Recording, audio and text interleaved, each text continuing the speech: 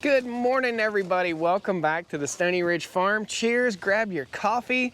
This is gonna be a fun little day. So what I'm gonna do this morning is take you guys along with my daily routine. And we've got a few things that we have to do here on the farm. I've got kitty cats I've gotta feed. I've gotta take care of my dogs. Gotta make sure everything's in good shape. Just kind of visually inspecting everything, fence-wise, cow-wise, all that stuff. And we have right now 18 mamas and 18 baby cows. So we've got quite a handful of animals this morning. We're gonna be moving the cows to a new section of grass today. We're actually gonna roll out a bale of hay. I've got 2 bales of hay left over from last season and I wanna get those out on the land. This is a regenerative farm, and the regenerative farm means we regenerate the soil. So we try to build soil instead of pouring chemicals on the land. We try to build the soil. Come along as we show you what the daily routine is in the morning and in the evening here on the Stoney Ridge Farm. I ain't afraid of work, I ain't afraid of play, I ain't afraid to get the job done and do it my own damn way. I ain't afraid of life, times like this. If you mess with my freedom, I'll tell you just what you can kiss. All right, folks, welcome back to the Stoney Ridge Farm channel. If this is your first time or your 50th time here, please hit that like button, subscribe to the channel. I'd love to have you back here.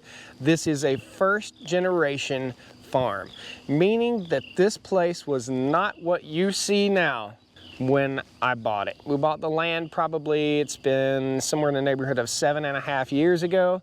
We started clearing land about 7.5 years ago. We had the timber cut. We took the money that we got from our timber, and it wasn't a lot of timber, but it was some. So it was a 150-acre farm. We cut 100 acres of timber, and we're in the process of clearing that entire 100 acres for the cows to graze. We've got a huge fencing project over here, and we'll be wrapping that up very soon. That'll add an additional 35 acres of grazing space and forest space for the cows to roam through and stay cool in the summertime, stay shady in the summertime, and also to help rebuild the soil over there. Soon we'll be offering farm fresh beef right here off of the farm, and if you guys are interested in farm fresh beef, this beef is only given grass. It's never given grain. We don't medicate the cows that are well. We medicate if we have a sick cow. Have we had a sick cow? We've had one sick cow in 3 years of having cows here on the farm and feeding them just grass. So it works, guys. So what we're going to be doing this morning is moving the cows to another paddock of grass, and I'm actually going to unroll a hay bale out for them to supplement them just a little bit. You'll notice that the grass in this paddock that we're moving them to is not of the highest quality. That's why we're supplementing the hay. I'll roll out one hay bale this morning, and I'll roll out another hay bale in the evening time. And what that does is provides a blanket for grass growth, a blanket over the land, a carbonaceous blanket that helps to retain moisture and make our farm more drought tolerant. So while the neighbors over here were just baling hay, they were actually just feeding hay, and they had to feed hay because they didn't have any grass left. It's crazy, guys. So without further ado, let's go on down. We're going to take care of the cows after we feed the dogs. So guys, we start our day out by feeding the dogs and the kitty cats. We've got about 5 cats here on the Stoney Ridge Farm, and that's what keeps the mice down. Keeps the mice out of the chicken coop. No mice, no snakes. No snakes, no problems, right? This is Dog Kitty, otherwise known as Trouble. Trouble prefers the taste of dog food over cat food. Go pee-pee. Go pee-pee.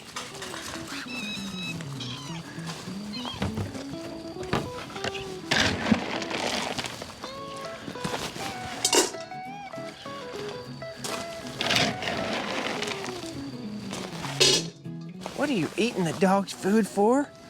Huh? What are you eating the doggy's food for? Come on. See it? See it? Good girl.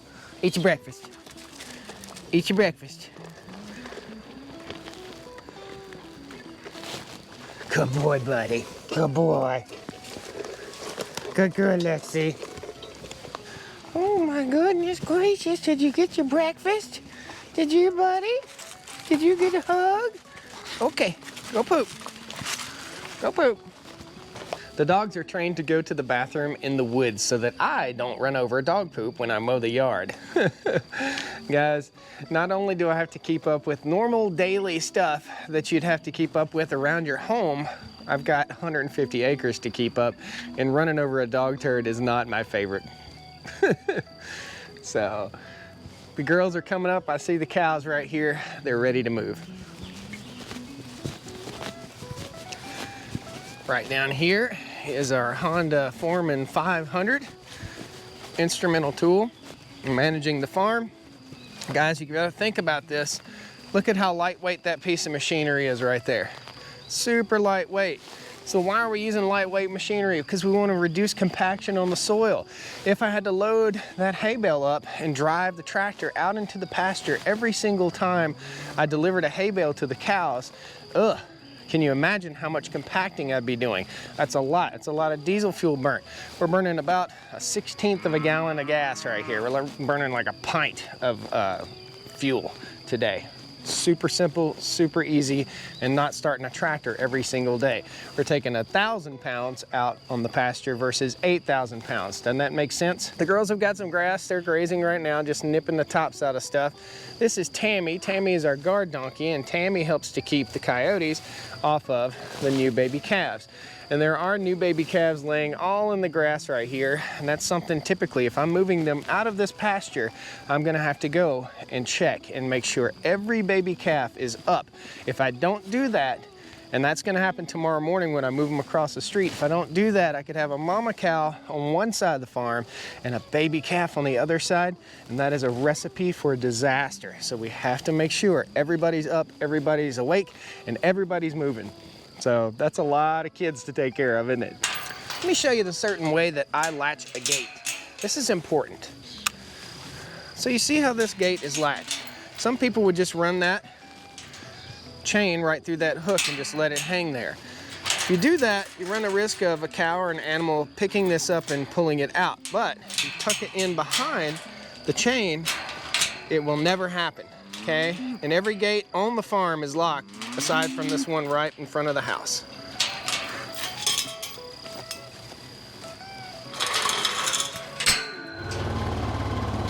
Look out, ladies and gentlemen.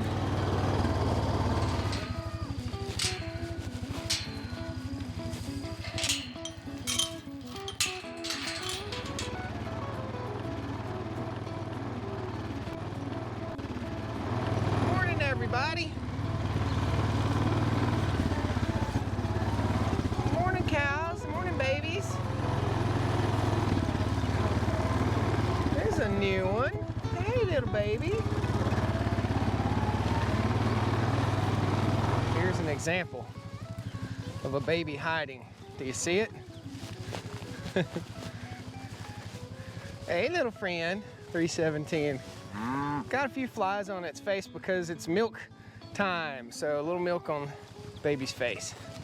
This is my watering setup. That's called a Mirafount 3390. It's a frost-free or freeze-proof water system. Last summer, I trenched about a mile of 1¼ inch poly pipe all the way across the farm. So we've got 2 waterers behind us, 2 waterers in this pasture, 1 waterer right here, and 1, 2, 3, 4, 5 more waterers on the other side right there. We'll have a total of about 15 of these water tanks on the farm. We also have tire water tanks, which are pretty cool too. You'll see some footage of me assembling those. Using old stuff to make new stuff that's usable on the farm is very, very important, guys. It's sustainable, absolutely. We've got a gate system right here. I'll show you how all that works. So every time the cows move to a different paddock, and this was set up on 4 paddocks. So there was 1, 2, 3, and there was a fence line that ran up through here, 4. So we had 4 sections here in this pasture. I decided to open it up and make it a little bit larger. What we're gonna do today is we're gonna take this hook, unhook it, let the cows go through, and we're actually gonna leave a thoroughfare so the cows can go back and forth. The reason they're going in and out of this gate versus this one is that the grass is thicker over here. So we want to put pressure on that grass versus pressure on the grass that's not so thick. The cows push down this blue ball and they can get to the water. That helps to keep mosquito larvae out of the water tank and to keep it from freezing. Come on, girls. Woo! Woo, girls. Come on. There you go. Come on through. Come on. Woo! Really cool. Hey, kids. Good morning, kids. Folks, these animals know they're moving. Every day, they know. Come on, guys. It is the hot part of the summer here. You will see some flies. That's a normal thing. This little guy's got an abnormal amount because he's got milk on his face. The young calves can go underneath the fence wire, but this is also part of their training for the fence wire. This is called poly braid, and this is electrified. It will send a spark. Now Tammy typically brings up the rear. This is Tammy up here. She'll come through in just a second. We're gonna go ahead and roll this hay bale down here into the pasture. We're probably gonna roll it out somewhere right in here where the grass is just a little bit sparse. We don't want to cover up the grass that the cows will be grazing.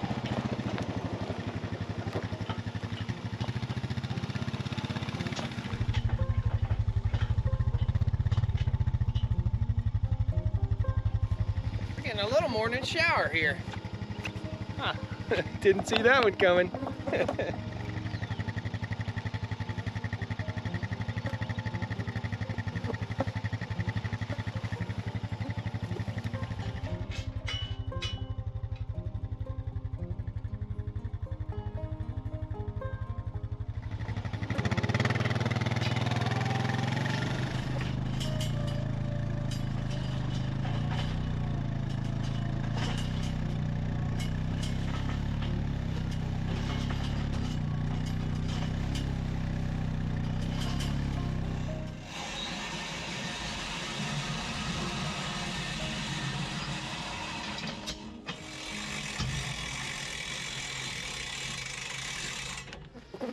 Now the average person might see this and think to themselves, man, is a cow gonna eat that? And the answer is no. A cow's not gonna eat that. So the cow's gonna eat what's appetizing to the cow, just like this girl is. That's Sweetie. And the cow's gonna skip that. So this is what was on the ground right here, and that will rot and help feed the soil. The reason I spread it out right here is we've got a few bare spots, and that will help to fix those bare spots. Now, this bale was old, so it wanted to come off of the bale unroller a little funny. Sometimes we've got to get out here and just manually kind of manhandle it. And we'll just roll it out on its own. The cows will come and consume what they want to consume, and whatever is left behind will be litter to help feed the land and feed the cows. Didn't anticipate a little rain shower this morning, but it's kind of refreshing. We'll leave this, the cows will butt that, roll it around a little bit, and they'll consume it. We're gonna ride on up, hook up to our next bale, and check on our pasture sanitation workers, our chickens. We got some pasture sanitation chickens up here you guys have got to see.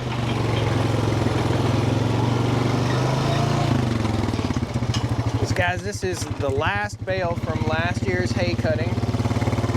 We buy the hay on the farm. We do not bale the hay off of the farm.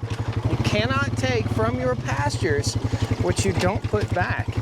So in other words, if we take hay from the land and the land's not healthy enough to support that, then we'll have to fertilize. And when we go back and fertilize, all that's gonna do is cause more problems later on.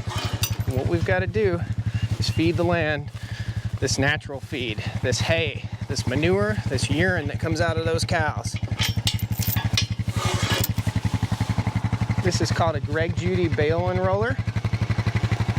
This is what we use all winter long. Typically hay is not a summertime thing, it's a wintertime thing. People ask how you have grass-fed beef in the winter. We feed hay all winter long. Typically about 42 cows will consume 2 of these hay bales, and this is a 5x5 hay bale.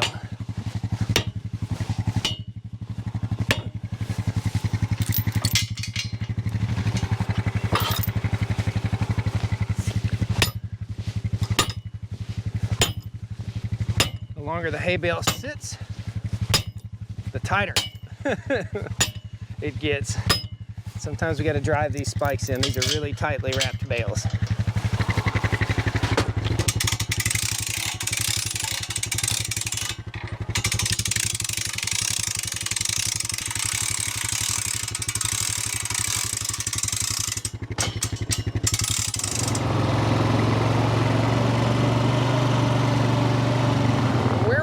Next is right over there, and that is our pasture sanitation crew. You guys are going to meet the pasture sanitizers here in just a second. It's kind of cool. So we run chickens on the pastures behind the cows, about 3 days behind the cows. They've just been put up into this pasture, and what that does is sanitize the pasture. In other words, they kick out the manure pets, and therefore we don't have to bring in heavy machinery to spread the manure out. And we have less flies because the chickens are digging through and eating the fly larvae and also eating the flies. So less flies, better pastures, and the chickens are putting out a lot of nitrogen with that good chicken butt fertilizer. Now they'll be excited to get out this morning. This was a manure pat. See that? It's gone, totally gone. Looks like they've taken their ramp down. There we go. Set that guy up. So a typical manure pat does not look like this. The chickens have pecked through it, and there's chicken manure all around. So where I strategically place the eggmobile, and this is eggmobile number 1, the first one I built, when I strategically place this eggmobile, it's in a place with a lot of cattle. Cattle manure. So just like this right here, those chickens will get out here and they'll scratch in this. They've scratched through that turd right there. They're just turd scratchers, pretty much. Now, I have solar motion lights all the way around the outside of this thing for predator prevention. What does a predator fear the most? Being discovered. So therefore we have solar motion lights all the way around this thing. Also got a cool automatic door and a cool nesting box set up right here. Let me show you this. I've got the appropriate closers, just have not installed them yet. This is the nest box area, and here's where the hens will lay their eggs, and then the eggs will roll right out into this tray right here. So they fall right through and they'll roll out here, and I won't have to go inside of the coop to gather the eggs.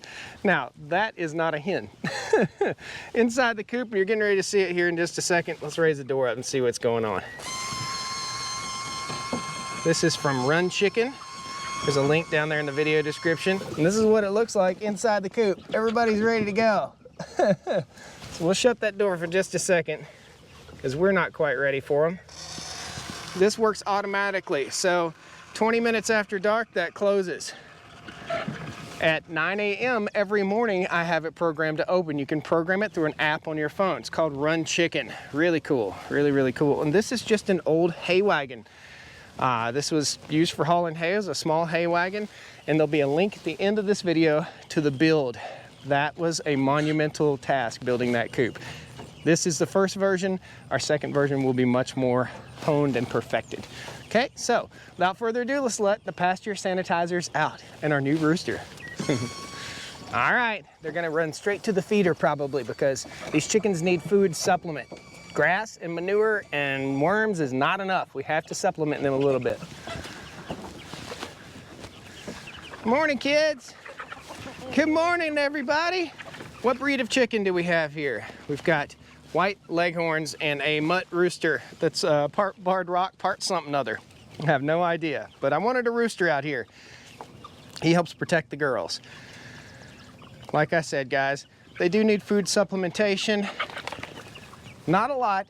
They'll probably take 3 days to eat that, and there's 36 hens and 1 rooster. So that's the morning routine for me on the Stoney Ridge farm. I wake up, I feed the kitty cats, I feed the dogs. I put the dogs up because we don't take the dogs in the pasture. We do low stress animal handling, so we're not out there yipping and yelling. You notice when I moved the cows, there was no yipping and yelling and whistling and all that mess. This ain't city slickers. This is real life, guys, and low stress animal handling makes them easier to handle. Totally does. So I don't have to get out and yell and run and do all that stuff. Now, occasionally I'll have to pick up a calf and put it in the back of the side-by-side or on the rack here on the four-wheeler and move it to the next pasture, especially 1, 2, and 3 day old calves. They seem to be the biggest trouble, especially moving them from one pasture to the next. What we have separating our pasture, again, is called poly wire, and we use electric fence, a solar electric fence charger, to charge all of that to graze our cows 12 hours on each section of grass. In other words, they'll be into this block for 12, that block for 12, that block for 12.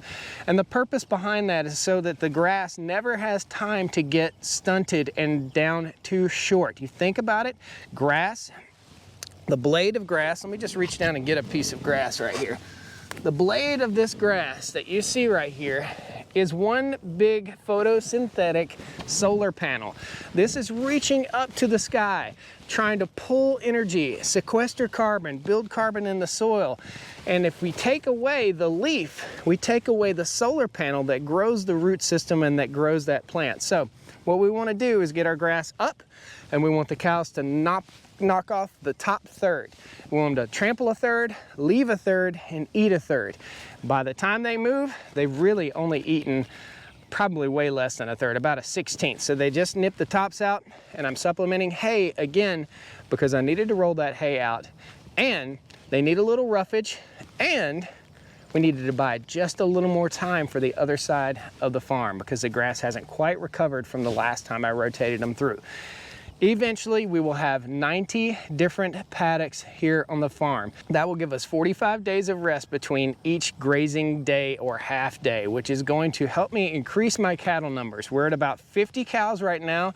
We're running them on about 65 to 85 acres. We're gonna be adding 35 more acres and then another 25 acres over on the far back side of the farm, and that will completely fence in the entire farm, and we should be able to run about around 75 head. We'll be processing about 16 to 17 beeves every year, and we'll be providing beef locally, and you guys can order it online. This is the way farming is supposed to be, guys.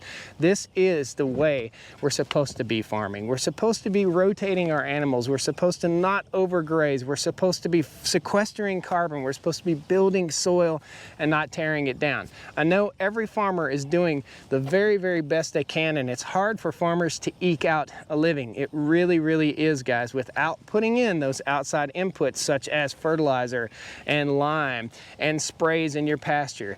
However, there is a better way, and the grass is talking to you and the weeds are talking to you, and whatever weeds you have out here in your pasture is a symptom of soil health. We have to work with Mother Nature, not against Mother Nature, because we'll never win. Guys, thank you so much for joining me here this morning. That is the routine here on the Stoney Ridge Farm. The chickens are getting their food and water for the morning, and they'll be scratching through manure pats. I'll probably move them again this afternoon, and I'll only move them about 100 yards that way. We never park this next to the woods because that gives an opportunity for foxes and coyotes and all sorts of stuff to come out of the woods, so we park it out in the open. We only open the door at about 9 a.m. because if you open it at sunup, there could be predators out here in the field, raccoons, possums, anything. So raising chickens on pasture is a challenge. This is my first time, my first go at it, but I think it's very, very rewarding, and it's gonna be rewarding for the pasture. I can see where they were parked a week ago, and the grass is, boom, just taking off. Guys, thank you so much. That's our morning routine here on the Stoney Ridge Farm. I gotta get in the office and get some more videos up for you. Thanks a lot. Be sure you watch the video building that chicken coop at the end of this one. You'll really, really like it, guys. Thank you so much. Take care. Woo! Folks, if you're interested in high quality beef from the Stoney Ridge Farm, go to patreon.com/Stoney Ridge Farmer. Join our co-op. It's around $5 a month, and you'll be notified when we have fresh beef to ship right to your door from the Stoney Ridge Farm. You've seen the cows, you've seen the grass, you've seen the farm get built. Now it's time to try the beef. Yo, come on down to the Stoney Ridge. Bring your wife and bring your kids. We're living life pure and sweet. That's the way it's supposed to be, Stoney Ridge. And there goes the FedEx plane. There comes my FedNexans.